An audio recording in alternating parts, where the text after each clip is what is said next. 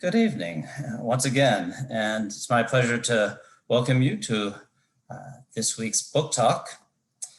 I'm Hugh Thomas. I'm the director of the Center for the Humanities, and I'll start by announcing a couple of upcoming events, then say a few words about some procedural matters before turning it over to my colleague, Professor Brogard, who will then introduce her colleague, who will be speaking tonight. Our next event is going to be this coming Tuesday, March 9th at 7, and it will be a conversation with the noted author Valeria Luiselli, who will also be giving one of our major Stanford talks next fall. Our next book talk is 3 weeks from today on March 24th at 8 as usual, and that will be featuring Dr. David Kling, chair of the Religious Studies Department, and he'll be talking about his book, A History of Christian Conversion. We'll be holding questions off till the end. However, at any point you wish, you can type your questions into the Q&A box. That's how you'll deliver the questions at the end as well, and then I will read them. I'll also note that we'll be posting a link to the book so you can purchase it via Books and Books. It's now my pleasure to turn it over to Dr. Brogard to do the formal introduction. Thank you. Thank you. I'm happy to introduce my colleague and friend, Michael Slote, who is a distinguished professor in the Department of Philosophy.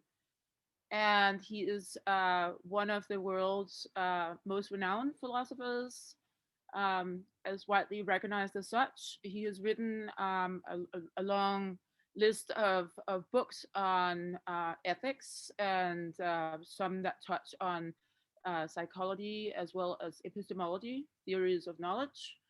And in his latest book, which you will hear about tonight, he talks about psychology and philosophy, and brings up themes from the East and the West. Just a few remarks before giving the word to Michael about his theory or his contributions to ethics. So his contributions is that he has initiated the field of care ethics, which is a kind of ethics that is grounded in empathy. So that's the idea of care.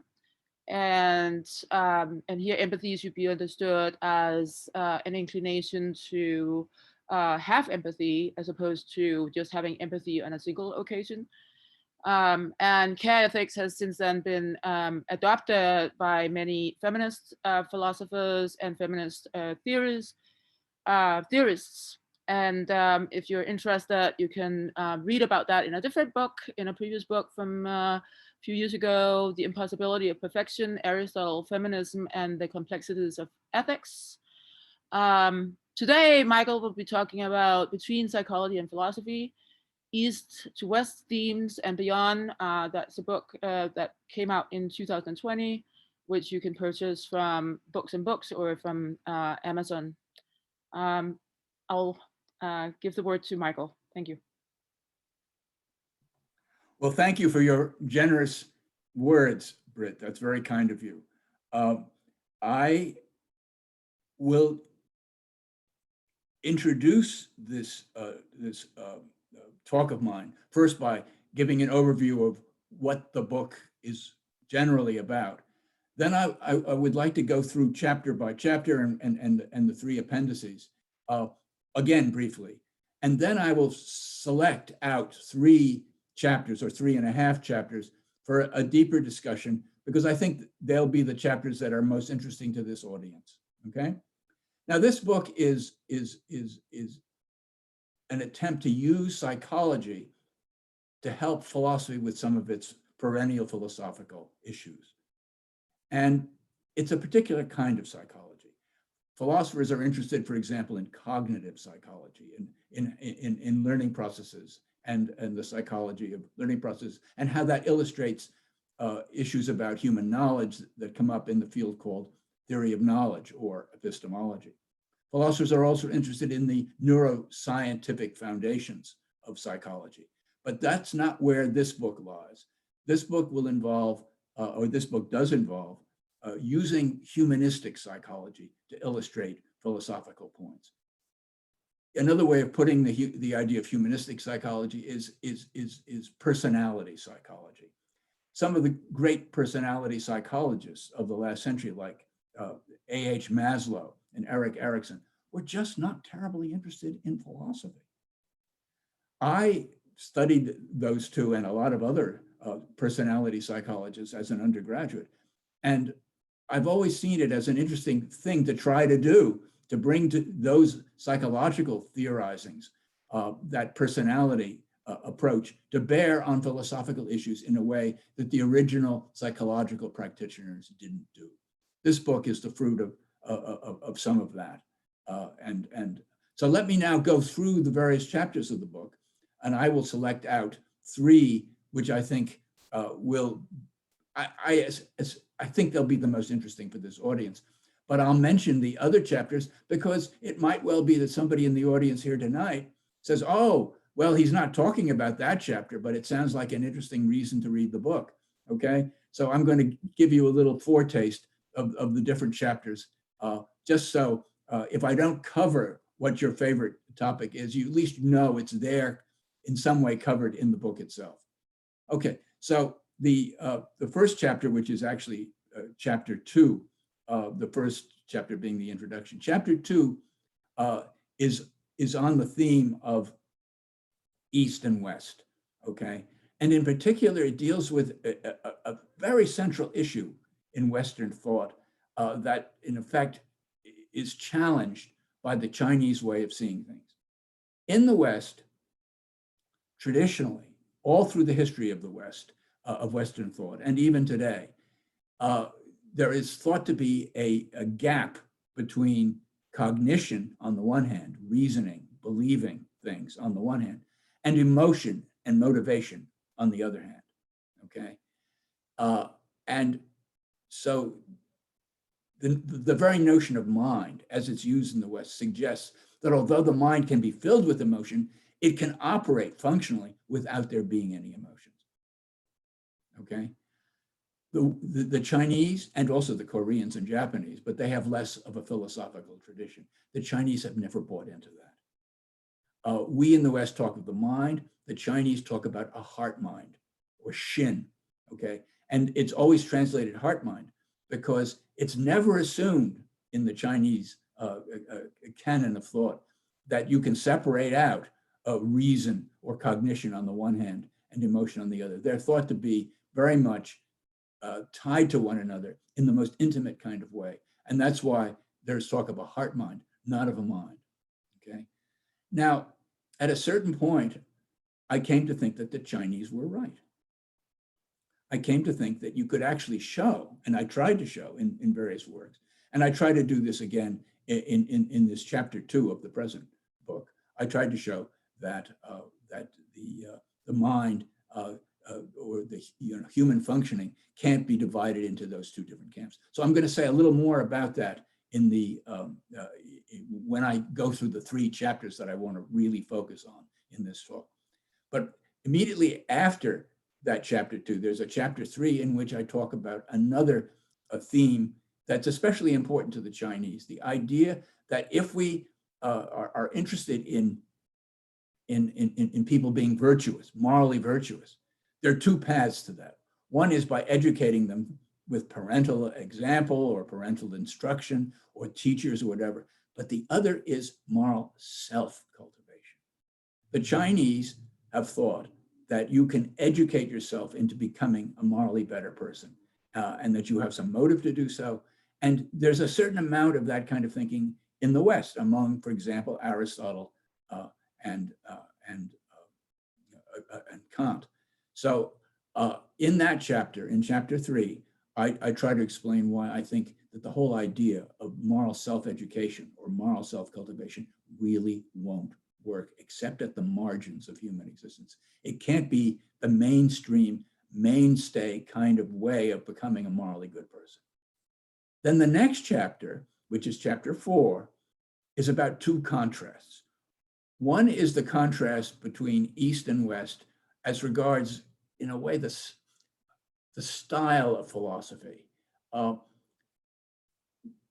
If you look at Mencius, who is the great follower of Confucius, or you look at Confucius himself, there's a great emphasis on what we can learn from others and how others can actually correct us and make us, understand things better. You don't get that in Plato and Aristotle. Plato and Aristotle never say, we may not do things very well as philosophers, or the virtuous person needs to learn from others. No. According to Aristotle, the virtuous person doesn't need to learn from others. He knows that he's right and the others are wrong. So there is no openness. There's no humility of openness to instruction from others. Whereas Mencius says, I'm always glad when someone corrects me. Okay. And Confucius brilliantly says, when three men are walking, I can learn from one of them. You can't imagine Aristotle saying that. Anyway, going on. So the other part of this chapter 4 has to do with the contrast between males and females. As feminists have pointed out, and so-called care ethicists, these are ethicists who believe that that ethics is based on empathy, as Britt Bogard actually just mentioned a moment ago. The care ethicists think that women tend to be more psychologically sensitive than men. Okay, they tend to, and there's a lot of evidence that women are more likely to be empathic in more situations than men are. And empathy is a kind of connection with the direct connection with the reality of the other person. So it is often claimed that women are more connected with other people than men. But I think it's interesting to notice that there's another sense, another kind of connection where men seem to do a better job, namely connecting ideas systematically with one another. It's been noted by people who've studied, female and male psychology, that women don't have this urge towards systematizing that seems to come so naturally to men, both with regard to laws, systematizing the law into a constitution, but also systematizing ideas into an overall theory.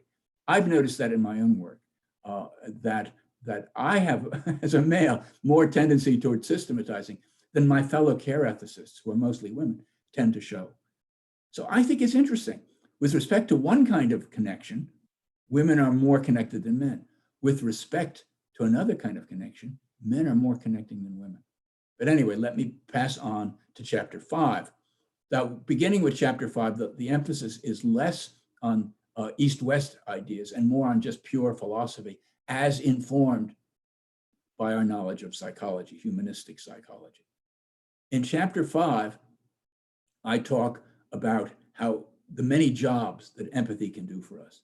And chapter 5 is going to be one of the chapters I focus on in the larger discussion of particular chapters that's going to go on after I finished reviewing the different chapters of the book in a more compacted way. So I'm going to go on from chapter 5 and talk now about chapter 6. In chapter 6, I talk about an age-old problem. Does justice pay? Perhaps the most famous book in the West, of philosophy in the West, is Plato's Republic. And Plato's Republic is all about that question. Does justice pay? Does a just person tend to have, or inevitably even have, a better life than somebody who is totally immoral? That's a big, big question. And my fellow philosophers have been debating that question for thousands of years. I mean, ever since Plato discussed it. But even Philippa Foot, an Oxford don of the late 20th century, was into that question in a big way. But here's the thing. Those who dealt with that question in the field of philosophy dealt with it in purely philosophical terms. What I do in chapter 6 is deal with the question, bringing in elements of what we know about human psychology from the discipline of psychology itself. In particular, the worst people we know of are the serial killers and the serial rapists. And so I just spend a lot of time discussing the psychology of those people and the question whether, in fact, if you are such a person, you're really likely to have a very good adult life. My tentative answer in that chapter is no, but I don't have time to go into the details. This is not one of the chapters I'm going to focus on in my larger discussion that follows. Then chapter 7 is one of the chapters. Is one of the chapters that I am going to focus on in the larger discussion. I'm going to talk about 3 chapters: chapter 2, chapter 5, together with a little of chapter 8, and then chapter 7. Chapter 7, roughly, as far as we're going to be concerned, is about sex. And I urge those of you who may, be wondering, when is this going to get really interesting? I think at the end of this talk, I'm going to talk about chapter 7. It has, I think, some very interesting philosophical insights about the nature of sexual desire that come ultimately from an Anglican bishop. We'll see more about that when I get to discussing chapter 7 in detail. Chapter 8 involves a review of some of the issues that came before, and I'll make a little bit of an appeal to chapter 8 when I discuss chapter 5, which is all about the uses of empathy. Then there are 3 appendices. Appendix A is about something that I think we all have reason to be embarrassed about. Namely, the fact is that most human beings, and certainly most philosophers too, are not particularly open-minded. Now, there's a form of theory of knowledge called virtue epistemology. And this field of virtue epistemology, which has only developed in the last 40 or so years, says that being epistemologically or cognitively rational means having certain virtues like being thorough, being careful, being courageous, being curious, being curious or inquisitive. And open-mindedness is considered one of the epistemic virtues which we need if we're going to count as cognitively rational. Well, they can talk all they want about open-mindedness, but none of them seems to mention the fact that, in fact, in the field of philosophy, we're not particularly open-minded, and people in general are not particularly open-minded. So Appendix A is all about this failing of humanity to be open-minded. Yes, we do value open-mindedness. We say it's a virtue, but how many of us really are open-minded? Then Appendix B is about how we might apply the notion of empathy and this idea of an ethics of care based on empathy, how we might apply it to political issues. And in that appendix, I argue that the standard American approach to political questions can be challenged by an approach to political questions based on empathy and caringness. Now, the typical American approach to these matters, we see it in the Declaration of Independence. We hold these truths to be self-evident, that all men are created equal and that they can pursue life, liberty, and happiness. These ideas come ultimately from John Locke and other rationalist thinkers, and they reflect the idea that our rights, human rights, should be based on our rational intelligence and our ability to see certain eternal truths. Well, in Appendix B, what I argue is that if you emphasize all of that, you get the wrong results for a lot of cases that feminists are especially interested in, okay? Cases, for example, like spousal abuse. Now, I'm not going to go into the details, but what I do say in that Appendix B is that I think an ethics of care based on empathy gets things right in a way that the traditional rationalist approach to eternal truths doesn't get it right. Finally, this is finally the third appendix, Appendix C, talks about human development and what it is to have an adult identity. And Erik Erikson, who I think I mentioned a little bit earlier, had this theory that the crux of human life is developing an adult identity. And I think he was right about that idea, but his idea of what an adult identity is was very sexist. He thought women and men had to have different adult identities. We don't think that way today. What Appendix C says is that if we want to understand what a good human life is, first understand what an adult identity is for both males and females. And it can be variable. I mean, some emphasize career more, some emphasize relationships more. Some talk about a balance or juggling career. But whatever it is, those things give one an adult identity. And on the theory of Appendix C, an adult identity gives us the basis for what a good human life is. A good human life is one where one's aspirations and desires pertaining to one's adult identity are fairly well satisfied. Okay, so I've gone through the various chapters. I'd like to now go back and talk specifically about chapter 1, chapter 5 with 8, and chapter 7. Okay, so in chapter 1, I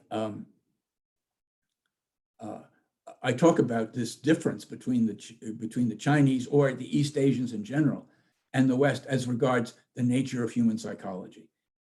The West thinks that the mind, there is such a thing as a mind where reasoning and cognition and believing things can occur independently of all emotion. The Chinese don't believe that, okay? And I eventually came to think that the Chinese were right about this. So what's the argument for saying that? Well, it occurs in two stages. And by the way, my argument has developed over the years. So the version you find in chapter 2 of the book is actually the latest version. It's to me the most satisfying version of the idea of the argument that in fact human psychology and human functioning always requires some emotion. If there is going to be cognitive functioning, there also absolutely has to be some emotion. So what's the argument for that? Well, the argument occurs, as I said, in two stages. First, there's the idea that if you look at human psychological functioning, when somebody's their mind is functioning, or their psychology, they have a functioning psychology, that always involves some kind of belief. If you're thinking about the world, you have to believe something. If you're reasoning, you have to believe that your premises entail or justify your conclusions. If you're seeing things in a certain way, you have to believe that they look that way or that they actually are that way. If you're criticizing someone, you have to believe that there's some reason to question one of the things that they're assuming, and so on and so forth. Or if you're planning for something, okay, you have to believe that if certain things happen, then other things are likely to happen. Otherwise, you can't plan. If you intend to do something, similarly, you have to believe something, okay? So if you intend to do such and such, you have to believe that it's possible for you to do such and such. In fact, you have to believe it's likely that you're going to do it. If you really intend to do it, you have to believe it's likely you'll be able to do it. So belief is central to all the cognitive functionings of the mind, according to what I argue in that chapter 2. So how does this get us to the idea that you can't separate belief from emotion? Well, what if you can show that you can't have belief without emotion? Now, how do I show that? Well, to loosen things up a bit, consider the fact that when we believe one theory, let's say, in preference to another, we talk in normal, ordinary English about favoring one hypothesis, one theory over others. Now, the notion of favoring already implies a certain attitude, a certain positive emotion, maybe mild, but it's a cognitive emotion. It's not fearing something or loving someone. It's favoring something for cognitive purposes, but it's still favoring them favoring this something for cognitive purposes. But okay, so that was my original argument for saying that yes, just as we can favor one nephew over another, and that involves a certain kind of affect, okay? So we can favor one theory over another, one hypothesis over another, and that involves a certain kind of affect, okay? And if believing involves favoring, then believing involves some kind of affect. But here's the strongest argument that I think I can give for why believing has to involve some kind of affect or emotion. My dictionary, and actually others that I've consulted, defines confidence that something is the case as strong belief that it's the case. But think about what confidence is. We feel confident.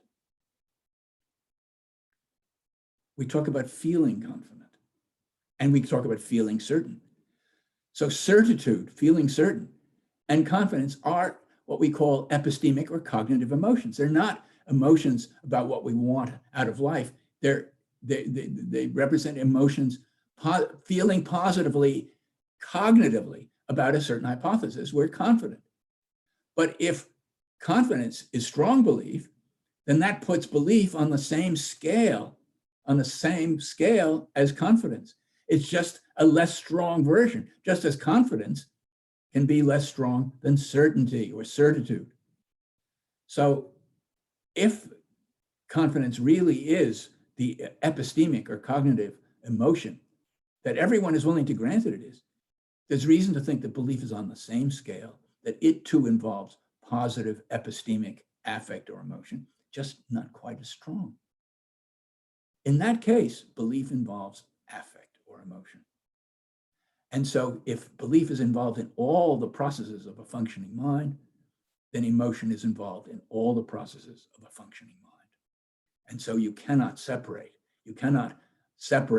a cognitive functioning or reasoning or reason. You cannot separate that from emotion. And so the West is simply wrong about this. And the Chinese were right to think that you cannot make that kind of separation.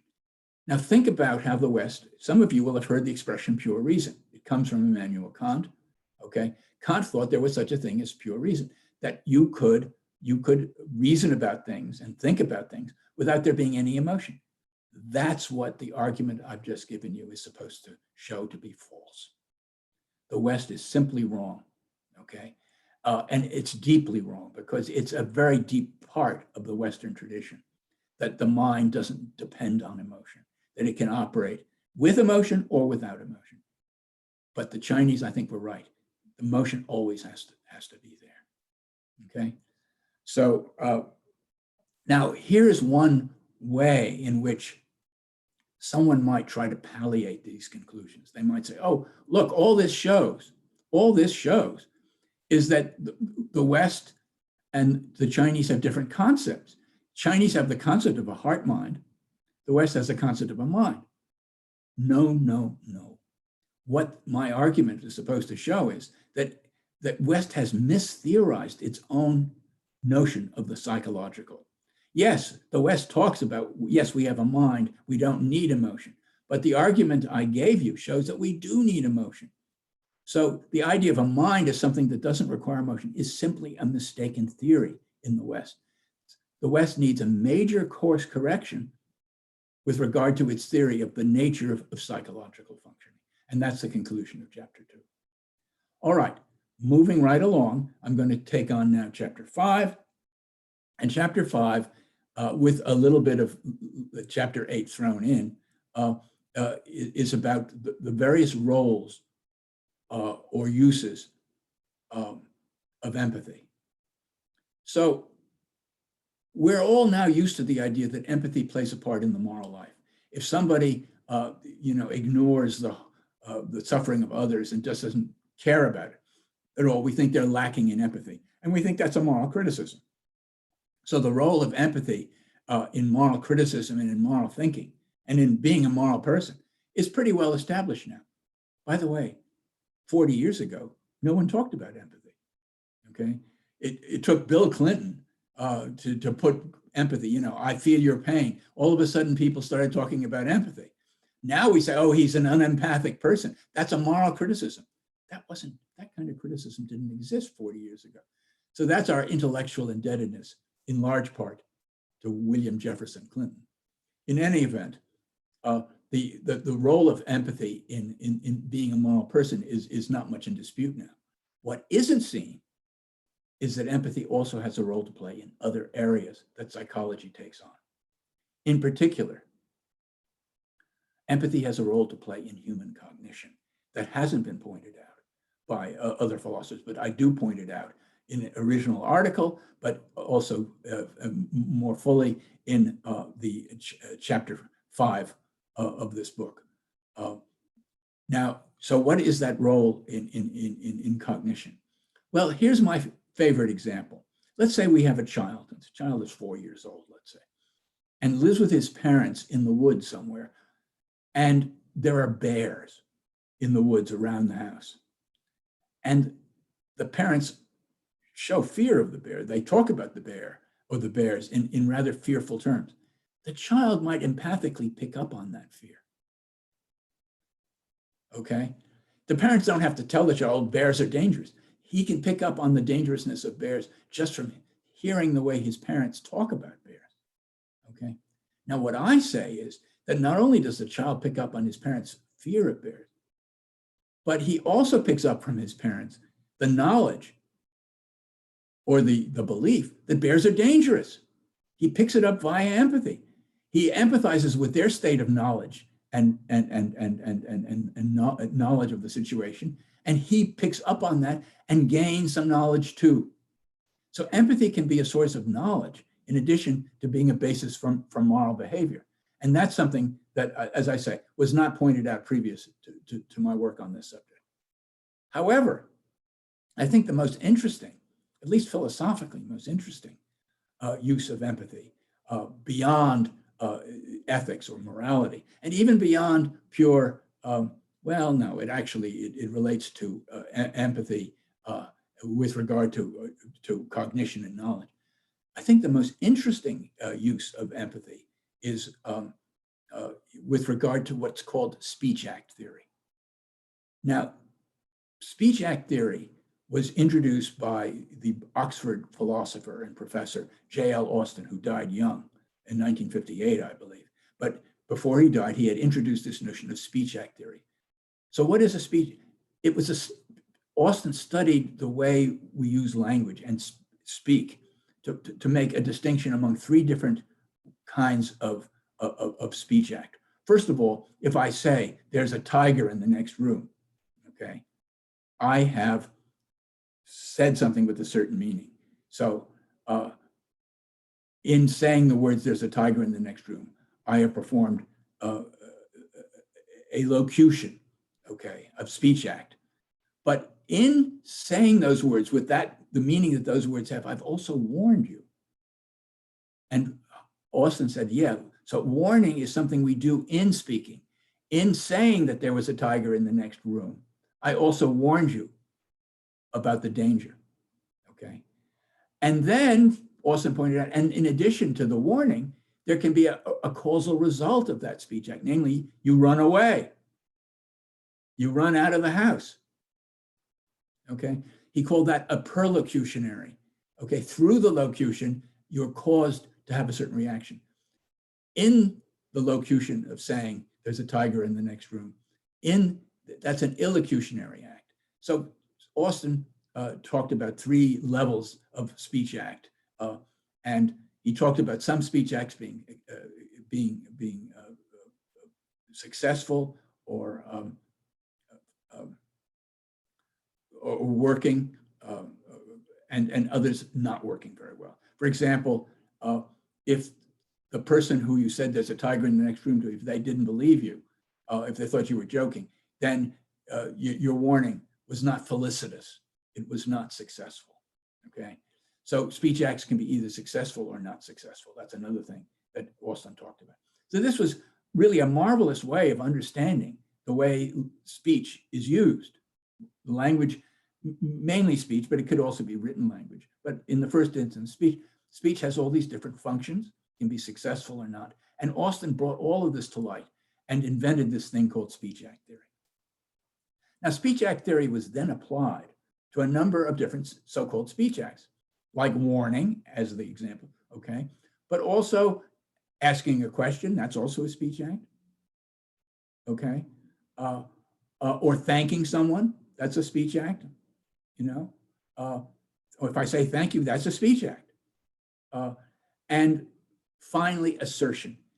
And given that philosophers are always making assertions and trying to prove things, you can be sure that assertion was the speech act that philosophers concentrated most on. And it's the one I want to concentrate on tonight.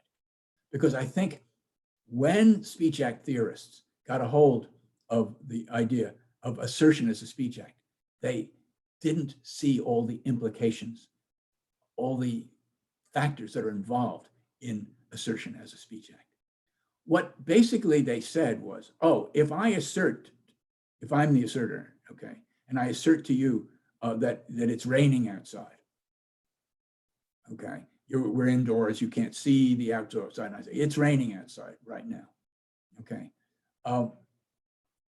What their analysis of that very roughly was that in asserting this, I want you to believe that it is raining outside. That's why I tell you that. I mean, if I didn't care about your believing it, I wouldn't bother to tell you. So in asserting something to someone, you want or intend for them to believe something. And here's the little twist that the philosophers put it on. You intend them to believe something on the basis of their recognition that that's what you intend them to believe, that that's what you want them to believe. Well, okay, that's all right as far as it goes. But it doesn't explain another factor in assertion. Yes, if I assert something to someone and they recognize that I want them to believe the thing, they may come to believe it. They may not say, oh, maybe this person is lying. I mean, they may come to believe it. They may say, look, people don't usually make these kinds of assertions unless they're honest. He has no reason to try to trick me about this, et cetera, et cetera. So so the speech act theorists talked about how by scientific reasoning, you could come to the conclusion, oh yeah, okay, he is asserting that it's raining outside. He's probably not trying to trick me, so I can believe that he wants me to believe it. He's not trying to trick me, so I can believe it. Well, that explains perhaps why you might believe it. But it doesn't explain another thing, namely why we tend to be confident when somebody makes an assertion to us. In normal circumstances, if somebody asserts something in a confident manner, we tend to lap up that confidence. We tend to take it in empathically. So that's a factor in how assertion tends to work. That is totally ignored by the speech act theorists. The fact is that when somebody sincerely asserts something, they do so with a confidence that passes itself along by a kind of empathic contagion to the hearer. And that's part of why the hearer becomes confident too. In fact, the person who makes an assertion wants his hearer to be confident, and he relies on it. And that's why he tends to speak in a firm voice, but not too loud, not too soft, because if you speak too soft, you don't seem confident. If you speak too loud, you don't seem confident either. So in fact, people who make assertions actually recognize that the way they deliver their assertion will tend to be successful or felicitous if the hearer takes it in empathically, takes in their confidence in an empathic manner. But none of this was spoken of. None of this was spoken of. What I'm saying basically is similar to what the ethicist Charles Stevenson said in a famous 1937 article. In that article, he said that if somebody really likes something and they say they like it and they say it's good, the hearer tends by a kind of empathic contagion to start sharing that same opinion. So if I think it's good and I say it's good, that opinion via a kind of contagion tends to go to the other person. Well, all right. What I'm saying is that just as a good opinion of something tends to go to another person empathically, but when you say it's good, similarly, when you make an assertion with confidence, that confidence tends to pass itself along to the other person. So empathy has a role to play in speech acts that speech act theorists have not really recognized. So finally, I'm not going to bring in chapter 8, I don't have time. Let me mention chapter 7, which is about sex. It's about other things too, but I think the most interesting thing about chapter 7 is what it has to say about sex. This Anglican bishop Joseph Butler in the early 18th century made a claim that no one has ever taken seriously. Most people think that and this is Kant's view, it's the view of more modern people. Most people think that when you're involved, sexually involved, I'm not talking about love now, we're talking about sexual desire, that sexual desire is a desire for pleasure. And that the other person's body is being used to that extent as a means to pleasure. Okay, Butler said no. Butler said no. Now, he didn't talk specifically about sex. You couldn't do that in the early 18th century, and especially a bishop couldn't do it. Okay, but what he said more generally was, when we desire things, we don't desire the pleasure from them. We desire the things themselves. Now, what could he have possibly meant? Well, for 300 years, people just thought that what he was saying was nonsense. And recently, Elliot Sober and David Sloan Wilson said, look, Butler never shows us why we desire the thing itself. Look, when we desire, if talking from the male point of view, desire a beautiful woman, okay, we desire her for the pleasure sexually. If it's sexual desire, we desire her for the pleasure she'll bring us. Butler never tells us why we desire the thing itself, the woman herself, okay? And he doesn't. He didn't dare do it. Because if he had started saying his reasons, so what were his reasons? I'll tell you what I think his reasons were. He didn't dare speak them because you couldn't talk about sex in those. I think what Butler saw was that it's not that you desire a woman in order to get pleasure, but rather that it's because you think so highly of the woman because you're so attracted to her as the way she moves, the shape of her nose, her figure, whatever it is. You're so attracted to that you get more pleasure from it because of what you're attracted to. So it's the thing that initially attracts you. And it's because you're attracted to the thing that you get more pleasure from, let's say, a beautiful woman than from an unattractive woman, from a woman who moves gracefully than from a woman who moves ungracefully. That's what Butler saw, but he didn't dare say it. And I must say, the thing I'm proudest about in the writing of this book is I did see it. As recently as 10 years ago, Elliot Sober and David Sloan Wilson said, oh, Butler hasn't proved his point. Okay, well, he hadn't proved his point because he didn't dare speak his point. This was the theory that didn't dare speak its name. So what I want to say now is, yes, Butler was right.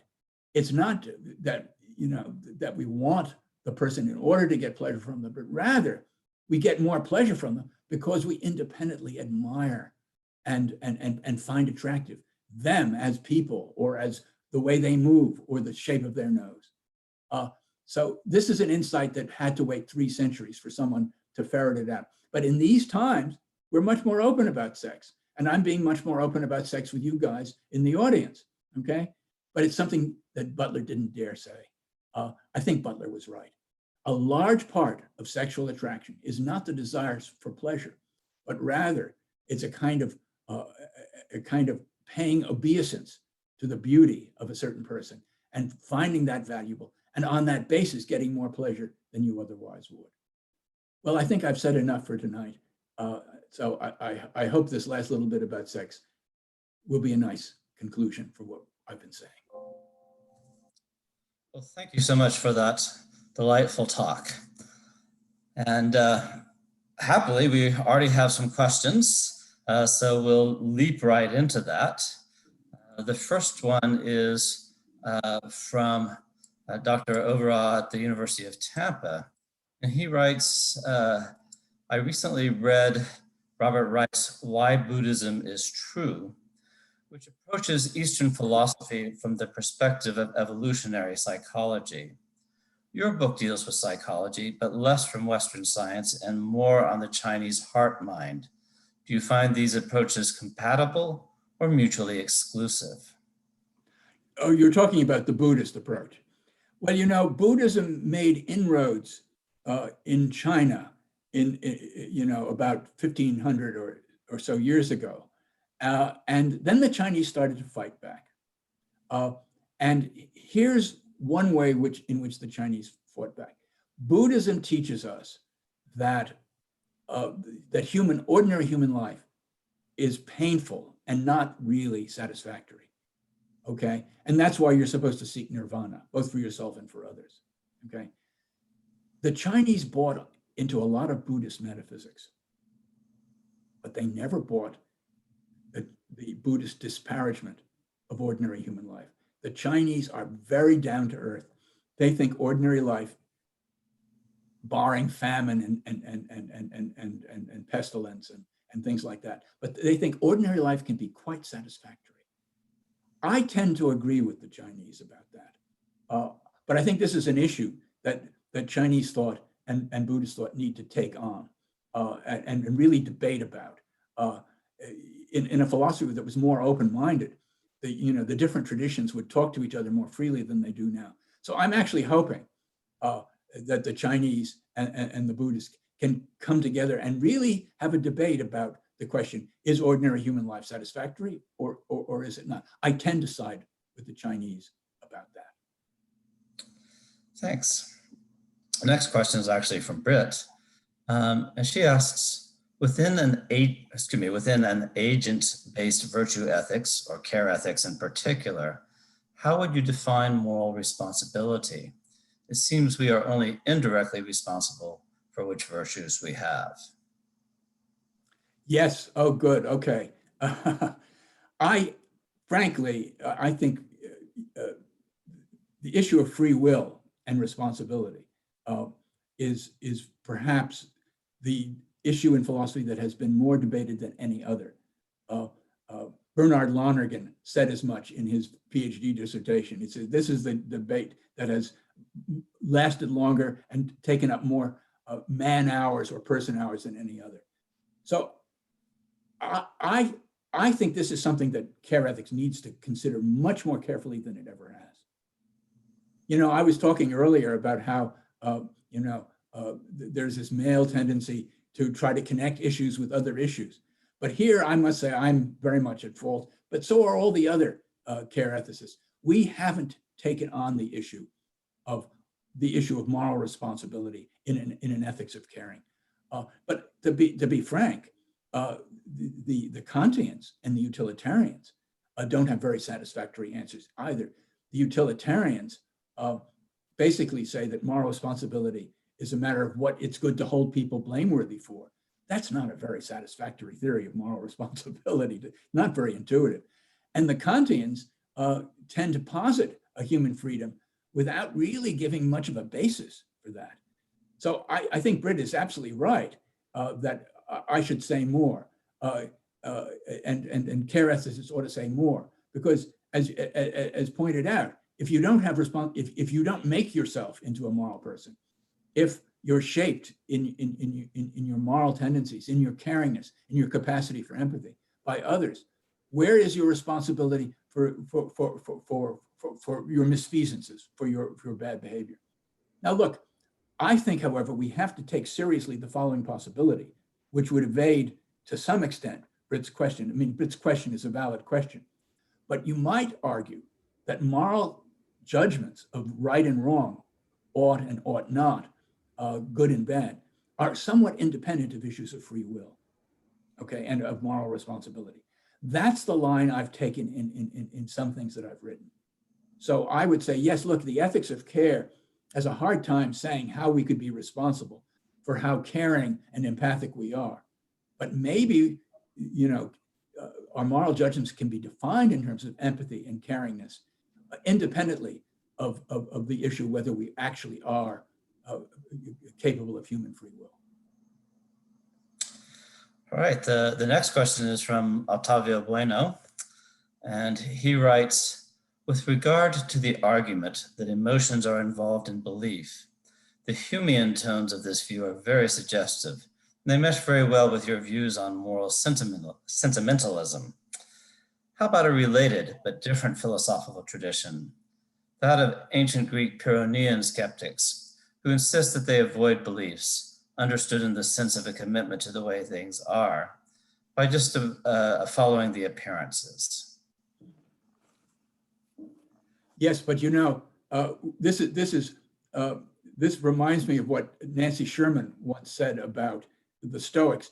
The Stoics deny that we should be emotional, but they do so in the most emotional kind of way. They make their denial very emotionally. So the Pyrrhonian skeptics may indeed say we should avoid belief, but they think they have arguments to support that.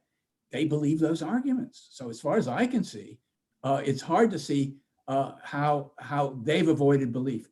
Now, I agree. I mean, they may use belief, they may take the ladder and climb it in order to throw it away. And it may be better not to have beliefs. But I'd like to see, okay, how cognition and cognitive functioning can occur in the absence of all belief. After all, if there's reasoning, it's from one step to another, to another, to another. Anyone who reasons presupposes that the steps are valid, that the one step supports the other. So, I mean, Otavio Bueno may have more in mind here than I've just uncovered, but I think it's problematic to deny that you could have cognitive functioning without any believing. There's more from Otavio, but I think I'll go to some other people and then come back to him if we have time.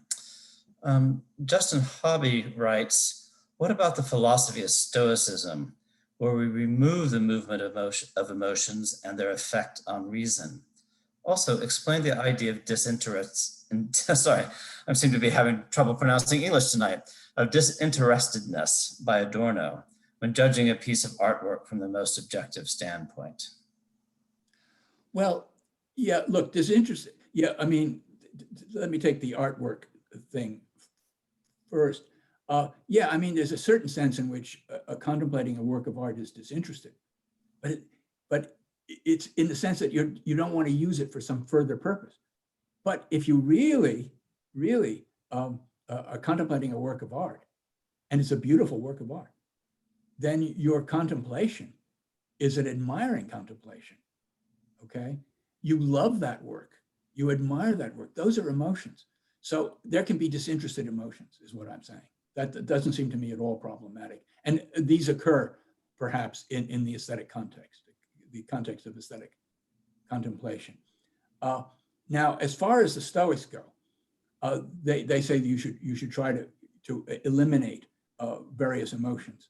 For example, that you're going to die, you should not feel fear of that. You should just not feel fear of it. Now, that may be true. But notice this, the argument I gave for saying that all cognitive functioning involves emotion didn't talk about emotions like fear of death and the kinds of emotions that or possessiveness, the kinds of emotions that the Stoics were against, okay? I was talking more about epistemic or cognitive emotions. So I think my argument still stands, even if the Stoics were right, which I don't think they were, but even if they were right, that we shouldn't feel fear of death, or that we shouldn't, feel attachment to our possessions or even to our children, that we shouldn't actually love our children in the way that, involves attachment. Even if they were right about that, my argument still stands because it's independent of those views. Thanks. And Aphrodite Alexandrakis comes to the defense of Aristotle, I think here. She says, yes, Mencius, Hunzi, and other Chinese philosophers emphasize the learning from others. But doesn't Aristotle in the Metaphysics end up with the same thought when he talks about the notion of friend as the other self? Oh, yes. I mean, absolutely. Aristotle never says that you shouldn't learn from others. And in particular, absolutely with friendship, I think he over-intellectualizes friendship. It's more a matter of learning the truth about morality than it is about bonds of affection and emotional ties. Though he does talk about love. Still, there's an enormous, beautiful critique of Aristotle's views on friendship to be found in the work of Michael Starker. Okay, but look, even if Aristotle talks about learning as cooperative in the case of friendship, and maybe even with scientific, I don't know if he ever talked about scientific communities. I think probably not. But anyway, the friendship is a scientific community of two, absolutely. Okay, but the point is that that correction that that Aristotle thinks that the ideal person, once they've learned through friendship, let's say, to be a really good, that friends have taught each other to be ideal persons, then it stops. Then the openness to correction stops. Okay, there's no idea that the truly virtuous person, among his virtues, has to be humble enough to recognize he could be wrong about various things. That's just not in Aristotle. And it's very much the essence of Mencius, who is Confucius's main first disciple, and Confucius himself. It's a big difference. So I'm going to jump in and use my chair's prerogative to ask my own question, which is about the line between, say, reason and empathy when it comes to something like somebody speaking confidently, asserting something confidently. Could one argue that that in itself is a signal that it's more likely to be true because the other person believes it to be true? Well, I agree that inductively speaking, if somebody asserts something confidently, it is inductively, in terms of evidence, more, you're absolutely right, it is more evidence. But what I'm saying is that the influence of an assertion works through, to some extent, through that kind of induction. But I also think it works via empathy. That's why one wants to make one's statement clearly, in a firm voice, okay? Now you might say, oh, if the voice is firm, that just shows that they're more confident, okay? But, and one wants to be nearer to the other person. One doesn't want to do it at a distance. That's because empathy works better at closer hand, okay? So I think absolutely you're right. And it's a good point that you make here, that the more confident voice. By the way, however, if the voice isn't confident, it really isn't an assertion. And this question comes from Meg, who asks, I'm curious about the fairly recent focus on empathy and its relationship to morality and moral thinking. Other than empathy, what are some factors philosophers can think about in moral thinking? Oh. A small question for you. Well, look, one of the things I've tried to do, and I don't do it in the present book, but in a previous book called The Ethics of Care and Empathy, and in other work, is to show how empathy relates to other crucial contexts of morality, other crucial concepts of morality, I should say. Now, take respect. In ancient times, at least among the Greeks and Aristotle and Plato, the notion of respect wasn't there, okay? It comes really basically from the Stoics and basically from Kant, that we should respect other people. So I've taken it as one of my tasks as a philosopher to bring in the notion of respect as part of our understanding of the moral life and what it is to be a morally good person. But my little trick, or my little ploy, is to try to show how empathy is a basis for respect. If we fully empathize with the point of view of the other person, that's a kind of respect. But I think moral philosophy needs to take in a number of crucial concepts. One of them is respect. Another one is autonomy. Making your own mind up, making your own decisions. Isn't that something we have a right to do? Okay. So again, these are crucial notions. So here's the deal. And it sounds like Joe Biden here. The philosophers who emphasize rationality and reason all have a place for autonomy and respect, okay, in their overall philosophies. What an ethics of care needs to do is show how all these other crucial moral concepts play into a pattern that they can accommodate within their overall picture of things, okay? But I absolutely agree that all those other factors need to be taken into account. And what also needs to be taken into account, much more than the rationalists ever do, is moral education. How do children become morally decent? The care ethicists, those who emphasize empathy, explain in some detail how the capacity for empathy helps us to become better people. There is nothing parallel in recent ethical rationalism. The rationalists need to get on their stick. If they really want to convince me, or maybe others, that their approach is best, then they better tell us how one becomes a morally good person, understood in the rationalist terms. How does that happen to a child? How does the child develop into the rational person that the moral person is supposed to be according to these ethical rationalists? Okay, so for the last question, although it's more of a comment, we'll go back to Ottavio, who wrote, also we can understand our relation to scientific theories and reason about them without believing in them, without commitment to their truth. We can pursue the theories, inquire about their status, examine their implications, draw predictions from them without believing the theories in question. And without the beliefs, the emotions will not come with them. So I think that's sort of feeding into what you're saying. Well, it actually doesn't controvert what I've been saying. Yeah. I agree that you don't, you don't have to believe. You can, because look, take the easiest case, a reductio ad absurdum, where you assume something, right, to show that it ends up being incoherent. Okay. Now there you don't believe, what you're saying, and in the end you use it to undercut what you started with. But notice this: within the process of reductio ad absurdum, you have to believe that each step is valid. Okay. So similarly, when the scientist is playing around with different theories and saying, well, there's this evidence, their beliefs are there. They don't have to believe the theory, but the steps epistemologically that they take in considering whether to accept the theory or whether or not, all involve some kind of belief. And I want to pick up on one thing Ottavio Bueno said earlier that I didn't actually get a chance to pick up on, namely this idea that it's reminiscent of Hume. It is, but it isn't. Hume thought that there was a rigid separation between reasoning and believing on the one hand, and emotion and motivation on the other. Okay, so Hume, like Kant, in effect, thought there was such a thing as pure reason, that it didn't have to do anything with emotion. Okay, what I'm saying is that there is no such thing as pure reason. Hume was wrong. Kant was wrong. What we've got to, so if I'm a sentimentalist, I'm not the kind of sentimentalist that Hume was. Hume was merely a moral sentimentalist. He thought morality was based on sentiment.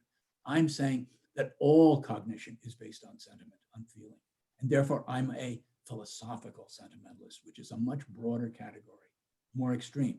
But I believe it's a proper corrective to the way the West has been viewing things. And it comes closer to the Chinese point of view. Well, thanks so much, Michael. One of the unfortunate things about webinars is the audience can applaud, but you can't hear it. So I will applaud for the audience for this really delightful well, thank you all. talk. And thanks to everybody for coming. And I hope we'll see you in the future, and enjoy the rest of your evening. Thank you. Thank you, Hugh. Thank you all. Thank you, Megan. Thank you, Britt. Good night. Right.